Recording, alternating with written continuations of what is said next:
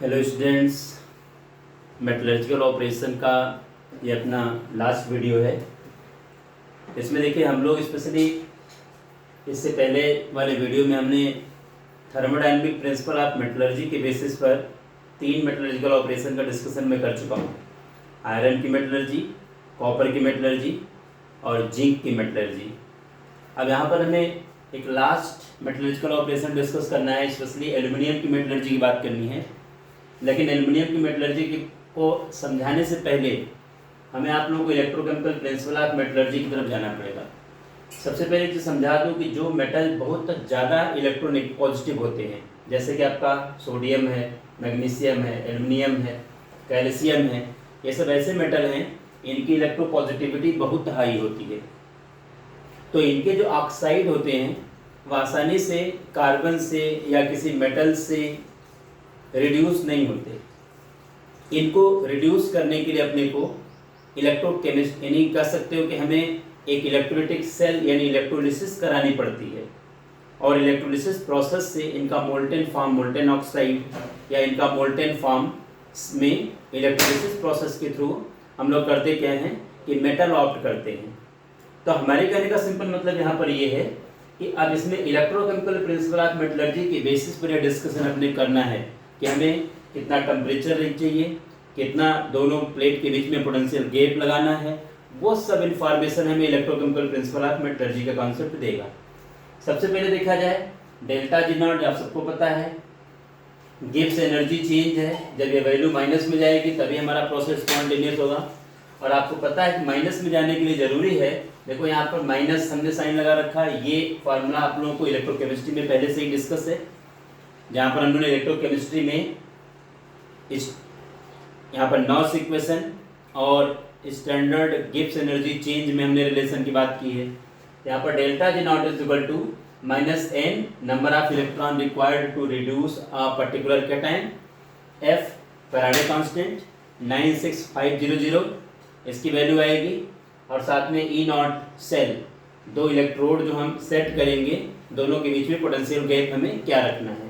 जब कभी भी 2 इलेक्ट्रोड के बीच का पोटेंशियल गैप पॉजिटिव होगा तो आपको देखने से लग रहा है कि चूंकि नेगेटिव साइन लगी है तो ये रिजल्ट हमारा माइनस में जाएगा। और जब ये रिजल्ट हमारा माइनस में जाए तो इसका इम्पैक्ट ये आएगा कि हमारा प्रोसेस स्पॉन्टेनियसली होगा, मीन्स उस पर्टिकुलर वोल्टेज पर होगा। लेकिन अगर by chance E naught cell की वैल्यू अगर हमारी देखो ये माइनस में जाएगी तो माइनस और माइनस ऑलरेडी ये प्लस हो जाएगा, और हमारा डेल्टा जी नॉट की वैल्यू पॉजिटिव जाएगी और हमारा प्रोसेस नॉन स्पॉन्टेनियस हो जाएगा। और मैं पहले बता चुका हूँ कि जितने मेटलर्जिकल ऑपरेशन होते हैं सब में हम डेल्टा जी को नेगेटिव सेंस में, नेगेटिव में रखना चाहते हैं। नेगेटिव में रखने से हमारा बेनिफिट ये होता है कि प्रोसेस तो स्पॉन्टेनियस हो जाता है, केवल अपने को एनर्जी देनी पड़ती है या वोल्टेज अप्लाई करना पड़ेगा केवल कंडीशन मेंटेन करने के लिए। ये आप लोग हमेशा ध्यान रखना। इसलिए ये जो सिंपल सा कॉन्सेप्ट हमारे सामने है इलेक्ट्रोकेमिकल प्रिंसिपल ऑफ मेटलर्जी, उसमें delta G naught is equal to minus N F E naught cell. अब अगर किसी भी इक्वेशन के लिए डेल्टा जी की वैल्यू अगर हमें पहले से पता है तो हम ई नॉट सेल की वैल्यू निकाल सकते हैं कि किस पर्टिकुलर वोल्टेज पर हमारे डेल्टा जी की वैल्यू माइनस में जाएगी या जो हमें हमारी रिक्वायरमेंट है वो ऑप्ट होगी। ये आपको ध्यान रखने की जरूरत है। इसमें देखा जाए एक बड़ा अच्छा सा कॉन्सेप्ट ये है, जैसे मान लीजिए कि अगर हमें सोल्यूशन में Cu++ हमारा कॉपर आयन अवेलेबल है, और आपको सबको पता है कॉपर आयन में अगर हम Fe डाल दें, आयरन डाल दें, तो पता है कि Fe ज़्यादा रिएक्टिव है, कॉपर कम एक्टिव है। तो होगा क्या, यहाँ पर देखो Cu सॉलिड के फॉर्म में अलग हो जाएगा और Fe++ के फॉर्म में देखा जाए वाटर के अंदर यूज हो जाएगा। या ऐसे ही कॉपर आयन देखा जाए इतना वीक कैटायन है, अगर यहाँ पर हम हाइड्रोजन गैस भी अगर हम पास कर दें तो हाइड्रोजन की भी एक्टिविटी कॉपर से ज़्यादा है। एक्टिविटी सीरीज से आपको पहले से पता है। अब इस केस में देखा जाए कॉपर अपना अलग हो जाएगा और यहाँ पर हाइड्रोजन H+ के फॉर्म में सोल्यूशन के अंदर डिस्चार्ज हो जाएगा। तो हमारे कहने का सिंपल मतलब क्या है कि इस प्रोसेस के थ्रू हम लोग लो ग्रेड कॉपर से कॉपर ऑप्ट करते हैं। कहने का पर्पस, एक बार एक नंबर क्वेश्चन आ चुका है कि लो ग्रेड कॉपर ओर से या कॉपर स्क्रैप से कॉपर कैसे ऑप्ट करेंगे। तो आपको ध्यान रखना पड़ेगा, ये रिलेशन अपने दिमाग में रहना चाहिए, क्योंकि ये इस प्रोसेस को हम नाम देते हैं hydrometallurgy. Hydrometallurgy in the sense हमारा जो लो ग्रेड कॉपर ओर है या कॉपर स्क्रैप है उसको वाटर में डाल देंगे, बैक्टीरिया के थ्रू या एसिडिक मीडियम के थ्रू कॉपर को कॉपर आयन में हम कन्वर्ट कर लेंगे। और कॉपर जब कॉपर आयन में कन्वर्ट हो जाएगा तो उसमें आयरन स्क्रैप डाल करके या हाइड्रोजन गैस पास करके कॉपर को कॉपर मेटल के फॉर्म में अलग कर लेंगे और आयरन स्क्रैप या हाइड्रोजन गैस आयन के फॉर्म में कन्वर्ट होकर सोल्यूशन का पार्ट बन जाएगा। इस तरह से हमें लो ग्रेड कॉपर से या कॉपर स्क्रैप से कॉपर हम लोग ऑप्ट करते हैं, क्योंकि कॉपर हमारे लिए काफ़ी वैल्यूएबल एलिमेंटल है, इसलिए हमें ये तरीका अप्लाई करना पड़ता है। तो आप लोगों को इसमें ध्यान रखने की जरूरत है। अब हम अपने मेटलर्जिकल ऑपरेशन पर आते हैं। जैसा कि आपको सबको पता है कि एल्युमिनियम की मेटलर्जी जो कि हमें डिस्कस करनी है, तो एल्युमिनियम की मेटलर्जी जो है इलेक्ट्रोकेमिकल प्रिंसिपल पर बेस्ड है, इसलिए आप लोगों को सबको यहाँ पर ध्यान रखना है। तो हम मेटलर्जिकल ऑपरेशन ऑफ एल्युमिनियम की तरफ मूव करेंगे। जो डायग्राम आपके सामने बना है ये उसी से रिलेटेड है, अभी इसका डिस्कशन होगा। अब यहाँ पर extraction of aluminium, extraction of aluminium. सबसे पहले आप लोगों को पहले से पता है किसी भी मेटल को अगर हमें मेटलर्जिकल ऑपरेशन में कंटिन्यू करना होता है, सबसे पहले मैं पहले बता चुका हूँ, सबसे पहले हमें इम्पोर्टेंट ओर को लेना पड़ता है। तो हमारे सामने देखा जाए सबसे पहले इम्पॉर्टेंट ओर्स की बात करेंगे। सबसे पहला इम्पॉर्टेंट ओर देखा जाए इसका बॉक्साइट है। आप लोगों को पता है Al2O3 × 2H2O इसका फार्मूला है। इसमें Fe2O3 और SiO2 एज ए इम्प्योरिटी मिले होते हैं। और बॉक्साइट हमारा देखा जाए ये सबसे मोस्ट इम्पॉर्टेंट ओर है और इसी से एल्युमिनियम हम ऑप्ट करते हैं। सेकंड नंबर देखा जाए हमारा क्रायोलाइट, क्रायोलाइट Na3Al(F6), इसकी भी हमें रिक्वायरमेंट होती है, इसकी जरूरत पड़ती है। तीसरे नंबर पर देखा जाएगा और इम्पोर्टेंट और हमारे सामने है ये फेल्डस्पार के नाम से हम इसको ध्यान रखते हैं।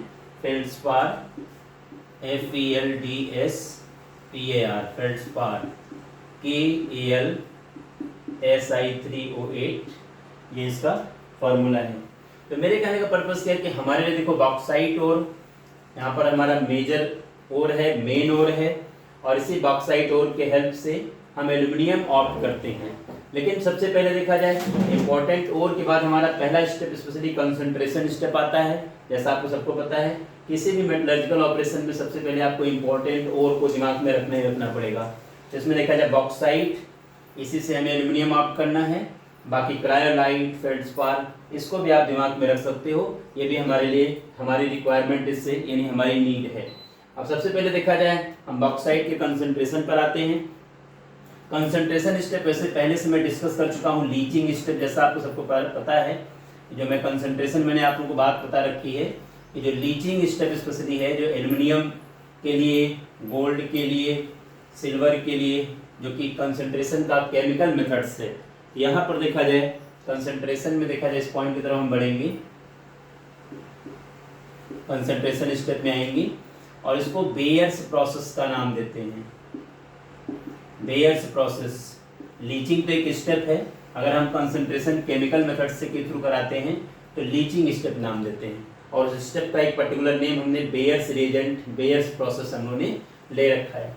हमारे सबसे पहले देखा जाए इसमें हम लोग करते क्या है कि अपने पास जो हमारा ओर है, स्पेशली जो ये हमारा कंसंट्रेटेड ओर है, यूँ मान सकते हो, यहाँ पर इसको सबसे पहले हम लोग क्या करते हैं NaOH के साथ, और NaOH कंसंट्रेट लेके चलते हैं, 45% कंसंट्रेशन लेके चलते हैं। NaOH सोल्यूशन के साथ हम इसको ट्रीट करते हैं। इससे होता क्या है कि हमारा जो एल्युमिनियम है ये देखा जाए यहाँ पर एक टेम्परेचर हम लोग यूज़ करते हैं, इसमें देखा जाए 473 to 523 केल्विन, और प्रेशर भी हम लोग अप्लाई करते हैं 35 to 36 ATM प्रेशर है। इससे क्या रहेगा कि हमारा जो एल्युमिनियम है ये देखा जाए पूरा एक कॉम्प्लेक्स में कन्वर्ट हो जाएगा, 2NaAlOH4, और ये वाटर के अंदर सॉल्वेट हो जाएगा। तो पहले नंबर पर हमारा जो ये बॉक्साइट ओर है, बॉक्साइट ओर को कंसंट्रेट NaOH सोल्यूशन के साथ इस पर्टिकुलर सिचुएशन में 473 to 523 kelvin temperature and 35 to 36 ATM pressure पर हम इसको ट्रीट कर देंगे। इससे होगा क्या कि हमारा जो एल्युमिनियम है देखा जाए ये सोडियम एल्यूमिनेट में कन्वर्ट हो जाएगा और वाटर के अंदर सॉल्युबल हो जाएगा। और जो इसके अंदर इम्प्योरिटीज पहले से हैं, आपको पता है, अभी मैंने बताया था Fe2O3 और SiO2, ये दोनों चीज़ें एज ए इम्प्योरिटीज हैं, ये इससे अनअफेक्टेड होंगी, इससे रिएक्ट नहीं करेंगी और ये विदाउट रिएक्शन कर सकते हो कि ऐसे ही इनसॉल्युबल फॉर्म में रह जाएंगी। जब हम फिल्टर करेंगे तो फिल्टर करने के बाद चूंकि ये वाटर में सॉल्युबल है, इसलिए वाटर के साथ नीचे फिल्ट्रेट में आ जाएगा हमारा ऊपर, और ऊपर जो फिल्टर में देखा जाए ये इम्प्योरिटीज बच जाएंगी। तो फिल्टर करके हमने इम्प्योरिटीज को हटा दिया। सेकंड नंबर पर क्या करते हैं, हमारा जो सोल्यूशन स्पेशली ये है, ये देखो NaAlOH4 हमारे पास जो ये एक्वस सोल्यूशन में मिला है, इसमें हम CO2 पास कर देते हैं, कार्बन डाइऑक्साइड पास करते हैं। इससे क्या होता है, जो हमारा एल्युमिनियम है ये देखा जाए या हाइड्रेटेड एल्युमिनियम ऑक्साइड के फॉर्म में प्रेसिपिटेट बना देता है, और सोडियम जो है NaHCO3 के फॉर्म में वाटर के अंदर सॉल्युबल हो जाता है। हमारे कहने का मतलब है कि CO2 गैस पास करने का हमारा ये इम्पैक्ट है कि हमारा जो सॉल्युबल एल्युमिनियम था उसको देखा जाए हमने इनसॉल्युबल हाइड्रेटेड एल्युमिनियम ऑक्साइड के फॉर्म में प्रेसिपिटेट बना करके इनसॉल्युबल फॉर्म में अलग कर लिया। तीसरे नंबर पर आपको देखने से लग रहा है कि चूंकि ये प्रेसिपिटेट है, इनसॉल्युबल है, वाटर इनसॉल्युबल, इसको फिल्टर कर लेंगे और फिल्टर करके स्ट्रॉन्ग हीट करेंगे इनटू H2O, और इसको देखा जाए 1470 केल्विन पर 1473 केल्विन टेम्परेचर पर इसको हीट करते हैं, इसका मॉइस्चर अलग हो जाएगा, ये Al2O3 और XH2O इससे देखा जाए अलग हो गया। अब ये हमें एल्यूमिना मिल गया। ये एल्यूमिना कैसा है, प्योर है, ये ध्यान रखना, हमें यही चाहिए था। तो हमारे कहने का पर्पस क्या है, ये कंसंट्रेशन स्टेप है। आपको बेयर प्रोसेस कभी कभी क्या होता है, अलग से भी क्वेश्चन आते हैं कि बेयर प्रोसेस को हमें एक्सप्लेन करना होता है, तो अलग से क्वेश्चन आएगा तो भी ये तीनों स्टेप आपको देना है। और अगर एल्यूमिनियम की मेटलर्जिकल ऑपरेशन में हमें इसकी जरूरत पड़ेगी तो भी हमें इसको देना है, इसलिए आप लोगों को इसका ध्यान रखना है। यहाँ पर ध्यान रखना, ये मत सोच लो कि ये Al2O3 एल्यूमिना तो यहीं पर है, पता है ये एल्यूमिना तो है लेकिन इसके अंदर तमाम इम्प्योरिटीज मिली हुई है। देखा जाए ये Fe2O3 SiO2 ये सब इम्प्योरिटीज मिली हुई हैं, तो हमें क्या करना है, प्योर अलग करना है, इम्प्योरिटीज को मैक्सिमम को बाहर कर देना है। तो इस कंसंट्रेशन स्टेप से हमारा जो Fe2O3 और SiO2 की इम्प्योरिटीज हैं ये बाहर हो जाएंगी इस सिचुएशन में। पहले हमने इसको सॉल्युबल कॉम्प्लेक्स में कन्वर्ट कर दिया, सॉल्युबल कॉम्प्लेक्स तो देखा जाए प्रेसिपिटेट में कन्वर्ट कर दिया और स्ट्रॉन्ग हीट करके वाटर वाला पार्ट देखो अलग कर दिया और प्योर एल्यूमिना हमें मिल गया। अब इस प्योर एल्यूमिना की हमें इलेक्ट्रोलिसिस करानी पड़ती है, जिसके लिए पूरा ये डायग्राम आपके सामने ऑलरेडी बना हुआ है। यहाँ पर देखा जाए, अब इस प्रोसेस को देखा जाए हॉल एंड हेराल्ड प्रोसेस का हम नाम देते हैं। यहाँ पर देखा जाए हॉल और हेराल्ड प्रोसेस का नाम देते हैं। इसमें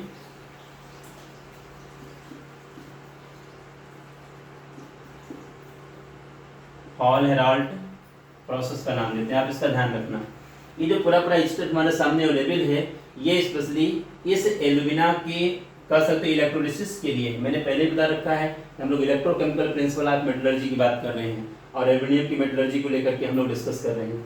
तो हमारे सामने देखा जाए ये सिचुएशन है, इसमें देखो पूरा का पूरा एक इलेक्ट्रोलिसिस कराने के लिए हमने पूरा एक आयरन का देखो टैंक ले रखा है, आपके सामने दिख रहा है। देखिए यहाँ पर आयरन टैंक के पूरा मेटल का बना हुआ एक हमने टैंक ले रखा है, और इसके अंदर अंदर देखा जाए पूरी एक लाइनिंग बना रखी है जो हमने अलग कलर से दिखा रखा है। ये लाइनिंग जो है ये कार्बन की लाइनिंग है जो कि कैथोड का काम करेगी। यहाँ पर देखो मैंने इसको जोड़ रखा है, नेगेटिव प्लेट से मैंने इसको कनेक्ट कर रखा है।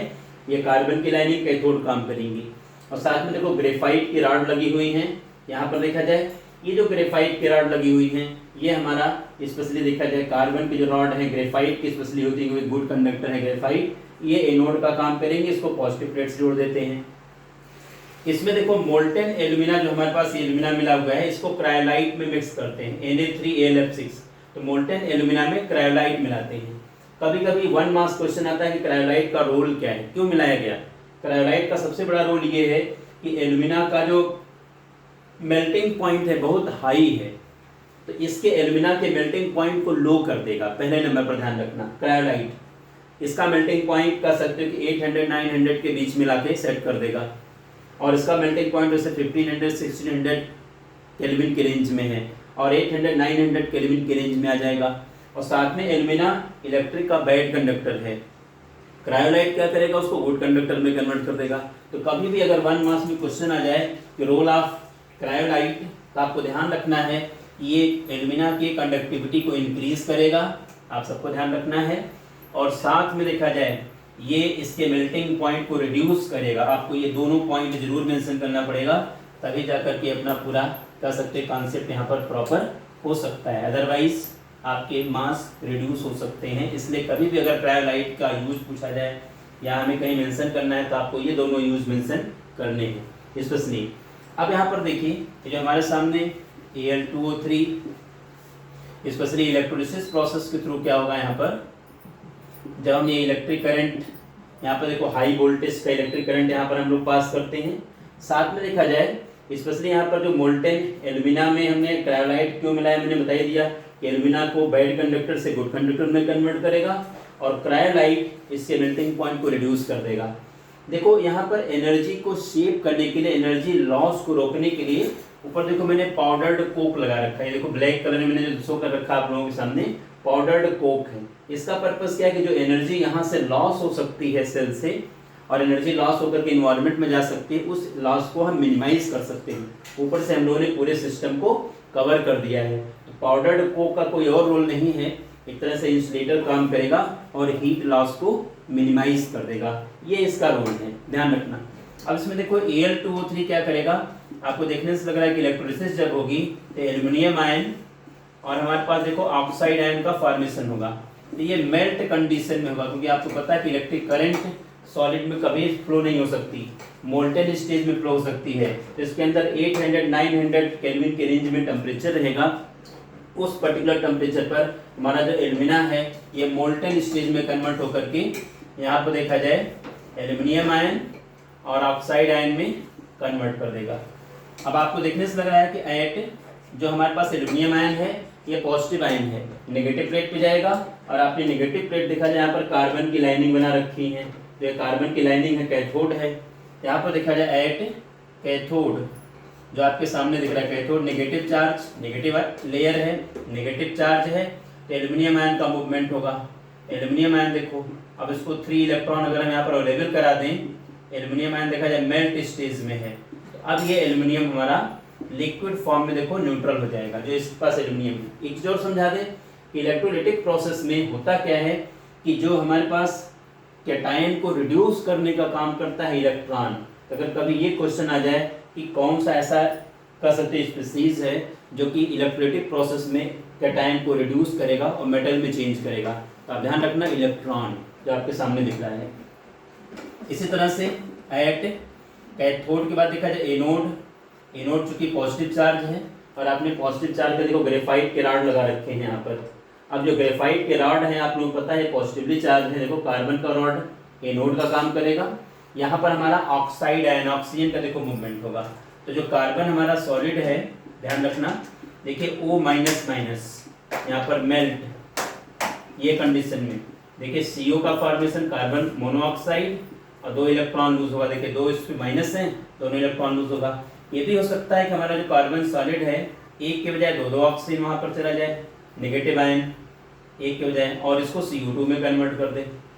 अब यहाँ पर देखो 4 इलेक्ट्रॉन लूज जाएंगे। तो हमारे कहने का मतलब क्या है कि Al2O3 की जब इलेक्ट्रोलिसिस करा देंगे तो एल्यूमिनियम आयन और ऑक्साइड आयन बनेंगे मेल्ट कंडीशन में, हमेशा ध्यान रखना मेल्ट वर्ड आपको लगाना ही लगाना है।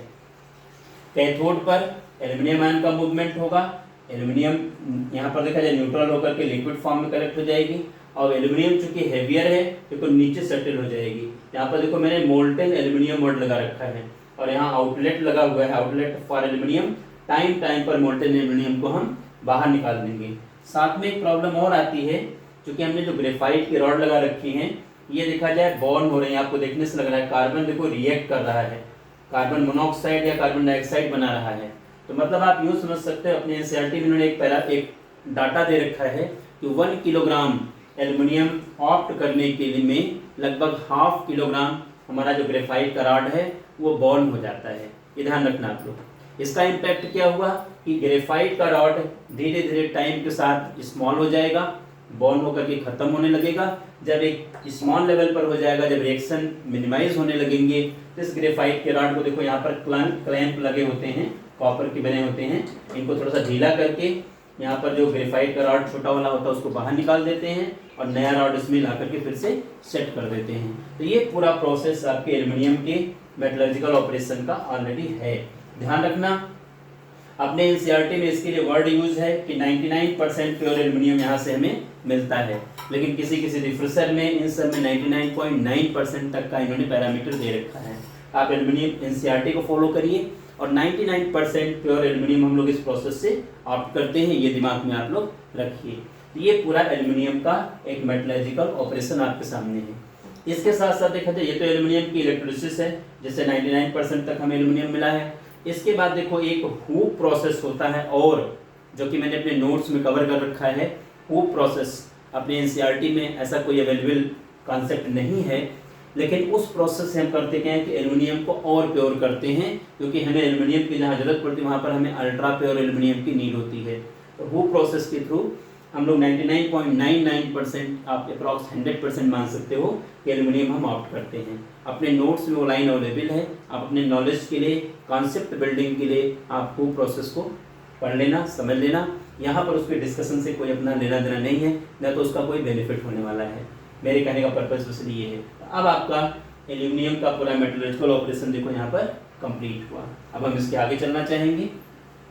एक दो छोटे छोटे पॉइंट्स और हैं। एक तो देखो, हमने कॉपर की बात तो हमने कर ही दी कि कॉपर स्क्रैप से कॉपर कैसे आप करेंगे, जैसा कि मैंने आप लोगों को पहले बता दिया कि कॉपर स्क्रैप या जो हमारे पास कह सकते हैं कि लो ग्रेड वाले ओर हैं कॉपर के, जिसमें कॉपर का अमाउंट बहुत कम है, हम लोग करते क्या है कि उसको वाटर में डाल देते हैं उस ओर को या कॉपर स्क्रैप को, और उसमें थोड़ा सा मीडियम एसिडिक कर देते हैं, या हम उसमें बैक्टीरिया के थ्रू उसमें कॉपर को कॉपर आयन में चेंज करते हैं। तो जब हमारा कॉपर, ये देखा जाए, ये कॉपर आयन में कन्वर्ट हो जाता है, कॉपर आयन में कन्वर्ट हो जाता है, और इसमें टाइम लगता है। ये प्रोसेस कह सकते हो कि 2 महीने 3 महीने में अप्रॉक्स कंप्लीट होता है कि कॉपर आयन में कन्वर्ट हो जाए बैक्टीरिया के थ्रू या एसिडिक मीडियम के थ्रू, एसिड के थ्रू। अब इसके बाद जो सोल्यूशन के अंदर देखा जाए कॉपर आयन बन जाता है, तो हमें इसको अलग करना होता है।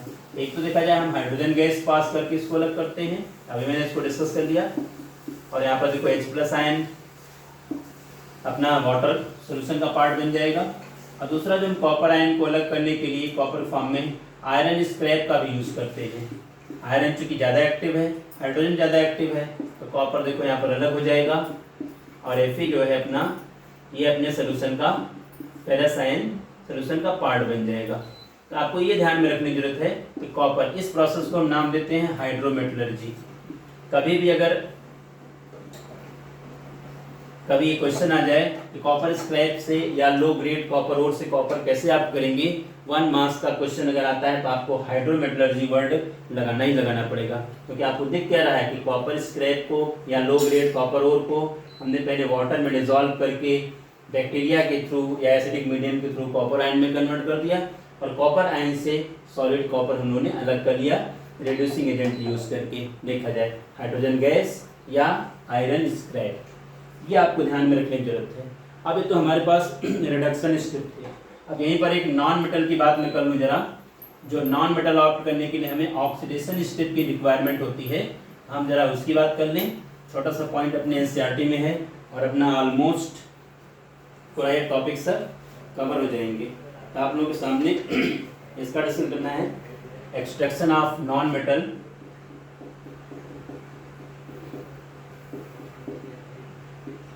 एक्सट्रैक्शन ऑफ नॉन मेटल्स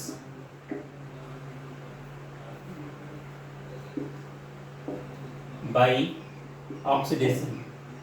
अब तक आपने देखा था जितने भी स्टेप हम लोगों ने मेटल हम लोगों ने ऑप्ट किए और से, वो सब देखो रिडक्शन स्टेप का यूज किया गया, क्योंकि मेटल आयन में कन्वर्ट हुआ था, पॉजिटिव आयन था, उसको न्यूट्रल करने के लिए उसका रिडक्शन करना पड़ा। लेकिन अगर कोई नॉन मेटल होगा तो नॉन मेटल आपको सबको पता है कि नेगेटिव चार्ज गेन करता है, इलेक्ट्रॉन एक्सेप्ट करता है। अब इसको अगर हमें न्यूट्रल करना पड़ेगा तो इसके लिए हमें देखो ऑक्सीडेशन स्टेप की जरूरत पड़ेगी, ऑक्सीडेशन स्टेप हमें अप्लाई करना पड़ेगा। तो इसमें देखिए कई एग्जाम्पल बन सकते हैं, लेकिन हमारे लिए सबसे बेटर एग्जाम्पल है, स्पेशली देखा जाए NaCl सोल्यूशन जिसको हम लोग ब्राइन का नाम देते हैं, उसकी हम इलेक्ट्रोलिसिस कराते हैं, अपने को NaOH, Cl2 और H2 सब मिलते हैं देखा जाए। तो जो हमने NaCl का देखा जाए एक्वस सोल्यूशन अगर हमने लिया है, इसको हम नाम देते हैं ब्राइन। अब ब्राइन की जब हम इलेक्ट्रोलिसिस करा देते हैं तो यहाँ पर देखा जाए H2O का यूज़ होगा इस वाले केस में, तो यहाँ पर देखिए NaOH बन जाता है plus hydrogen gas plus chlorine gas. NaOH देखो सोल्यूशन का पार्ट एक्वस फॉर्म में मिल जाता है यहाँ पर एक्वस फॉर्म में, और चूंकि क्लोरीन नेगेटिव होती है तो ये पॉजिटिव प्लेट पर अवेलेबल हो जाती है, हाइड्रोजन पॉजिटिव होता है तो ये नेगेटिव प्लेट पर, मतलब देखा जाए एट कैथोड पर हाइड्रोजन और एट एनोड पर देखा जाए क्लोरीन लिबरेट होती है। अब यहाँ पर जो इलेक्ट्रोकेमिकल सेल हम लोग यहाँ पर बनाएंगे, यहाँ पर देखो ध्यान से, दो हमने प्लेट बना दी और इनको देखा जाए हम लोगों ने वोल्टेज से अप्लाई कर दिया। यहाँ पर NaCl का सोल्यूशन ले लिया NaCl का। अब यहाँ पर वोल्टेज कितना रखा जाए, इसके लिए अगर अपने को पता है पहले से कि delta G naught is equal to minus N F यहाँ पर E नॉट सेल, हमें E नॉट की वैल्यू कितनी रखनी है। तो अगर अपने को ये पता हो जाए कि डेल्टा G नॉट की वैल्यू कितनी है, तो उसके बाद देखा जाए हमारे पास ये कैलकुलेशन इजी हो जाएगा। ब्राइन NaCl के एक्वस सोल्यूशन को हम ब्राइन का नाम देते हैं। वाटर के साथ देखा जाए इनकी इलेक्ट्रोलिसिस कराने से इलेक्ट्रोलाइटिक सेल में NaOH सोल्यूशन में बन जाएगा जो कि एक्वस फॉर्म में होगा। यहाँ पर देखो कैथोड जो कि नेगेटिव चार्ज होती है वहाँ पर हाइड्रोजन गैस लिबरेट होती है, और एनोड जो कि पॉजिटिव होता है वहाँ पर देखा जाए हमारा क्लोरीन गैस लिबरेट होती है। तो इस तरह से हम अब यहाँ पर देखा जाए जो हमने क्लोरीन ऑप्ट किया है Cl माइनस, देखो यहाँ पर क्लोरीन, देखो यहाँ पर Cl माइनस है और यहाँ पर क्लोरीन 0 है, और -1 से 0 चार्ज में कन्वर्ट हुआ है तो ऑक्सीडेशन स्टेप है, इसलिए यहाँ पर ऑक्सीडेशन वर्ड हमने लगा रखा है। आप लोगों को ध्यान देने की जरूरत है। एक चीज मैं समझाना चाहूँगा यहाँ पर कि जो डेल्टा G नॉट की वैल्यू हमारी स्पेशली यहाँ पर आएगी, ये वैल्यू ये देखा जाए, ये वैल्यू स्पेशली देखा जाए +422 किलो जूल में आती है। अब देखा जाए E नॉट की वैल्यू हमें कितनी लेनी पड़ेगी, तो देखा जाए डेल्टा G नॉट की जगह पर हम +422 किलो जूल है तो 10 पावर 3 कर देते हैं। अब वैल्यू हमारी जूल में कन्वर्ट हो जाएगी, इज इक्वल टू माइनस, यहाँ पर देखो n की वैल्यू हमें यहाँ पर लेनी क्या पड़ेगी, देखा जाए आपको पता है कि 2Cl माइनस, देखा जाए ये Cl2 में कन्वर्ट होगा तो 2 इलेक्ट्रॉन रिलीज करेगा, तो हमारे पास n की वैल्यू देखो 2 आ जाएगी। f की वैल्यू 96500 फैराडे कांस्टेंट है जो कि फिक्स है, और E नॉट की वैल्यू जो यहाँ पर देखो आएगी, ये हमें कैलकुलेट करना पड़ेगा। तो E नॉट की वैल्यू देखा जाए, E नॉट सेल की वैल्यू जो हम कैलकुलेट करेंगे अप्रॉक्स आप मान सकते हो अप्रॉक्स ये आती है 2.18 की आती है। तो आप इसको अप्रॉक्स में देखा जाओ तो आप 2.2 वोल्ट की बात कर सकते हो। यहाँ पर देखा जाए ये वैल्यू हम लोग स्पेशली ले सकते हैं कि 2.2 वोल्ट यहाँ पर हमें पोटेंशियल गैप दोनों प्लेट के बीच में रखना पड़ेगा। लेकिन मैं बताना चाह रहा हूँ कि कुछ ऐसे हमारे पास एलिमेंट हैं जिनको कह सकते हो कि ऑक्सीडाइज करने के लिए या रिड्यूस करने के लिए हमें जो वोल्टेज चाहिए होता है उससे ज़्यादा लेना पड़ता है, उसी को हम नाम देते हैं ओवर पोटेंशियल। तो मेरे कहने का पर्पस, अब यहाँ पर जरूरत तो रिक्वायरमेंट तो हमें 2.2 वोल्ट की है, लेकिन हमें इससे थोड़ा सा ज़्यादा पोटेंशियल गैप यहाँ पर बनाना पड़ेगा दोनों प्लेटों के बीच में, तब जा करके ये पूरी इलेक्ट्रोलिटिक प्रोसेस कंप्लीट होगी और क्लोरीन हमें मिलेगी। अब अपना पूरा मेटलर्जिकल ऑपरेशन का पार्ट कंप्लीट हुआ है। इसमें लास्ट में देखा जाए मैंने अपने नोट्स में एलॉयज के बारे में भी मेंशन कर रखा है। आपको सबको पता है एलॉयज क्या है, होमोजेनियस मिक्सचर हैं जहाँ पर मेटल के साथ मेटल नॉन मेटल के साथ मिल करके एक यूनिफॉर्म कंपोजिशन में होमोजेनियस सोल्यूशन देते हैं जो हमारे रिक्वायरमेंट के अकॉर्डिंग हमारी हेल्थ, मतलब कह सकते हो कि हम अपनी नीड के अकॉर्डिंग उनको बनाते हैं। जैसे मैग्नेट बनाना हो, एरोप्लेन बनाना हो, हमारे पास देखा जाए प्रेशर कुकर बनाना हो, ऐसे काफ़ी हमारे पास ऐसे यूजेस हैं जहाँ पर हम लोग एलॉय को यूज़ करते हैं और वो हमारे लिए काफ़ी बेनिफिशियल हैं मेटल या नॉन मेटल के रिस्पेक्ट में। उसके बारे में काफ़ी कुछ डिस्कशन मैंने कर रखा है, बस उसमें केवल रटने जैसा है, वो आप लोग पूरी तरह से पढ़ लेना। अब अपना पूरा मेटलर्जिकल ऑपरेशन कंप्लीट हुआ। एक्सट्रैक्शन ऑफ एलिमेंट्स का जो पार्ट था अपना कंप्लीट मैंने कर लिया। पूरे कॉन्सेप्ट डिस्कस हैं अच्छी तरह से। आप लोग वीडियो प्रॉपर देखना, अच्छे से देखना, कंप्लीट देखना, और अगर कोई डाउट किसी बच्चे को आता है तो आप कमेंट सेक्शन में कमेंट करना। अब आपका पूरा ये जो एक्सट्रैक्शन पोर्शन है 3 मार्क्स का चैप्टर है पूरा एनुअल के हिसाब से, वो कंप्लीट है। अब जो अगला वीडियो अपना बनेगा वो पी ब्लॉक स्टार्ट होगा, जो कि इसके आगे चैप्टर नंबर 7 है। और एनुअल के हिसाब से पूरे सबसे ज़्यादा मार्क्स उसी चैप्टर से आते हैं, 8 मार्क्स कवर होते हैं, तो उसमें थोड़ा टाइम भी लगेगा। लेकिन बहरहाल आप लोग ये 3 मार्क्स वाले 6 या 7 वीडियो में पूरे कवर हो रहे हैं। आप लोग उसको अच्छे से समझना, नोट्स प्रॉपर प्रिपेयर करना, लिखना, समझना। कोई डाउट आता है तो कमेंट सेक्शन में आप कमेंट करना। Thank you.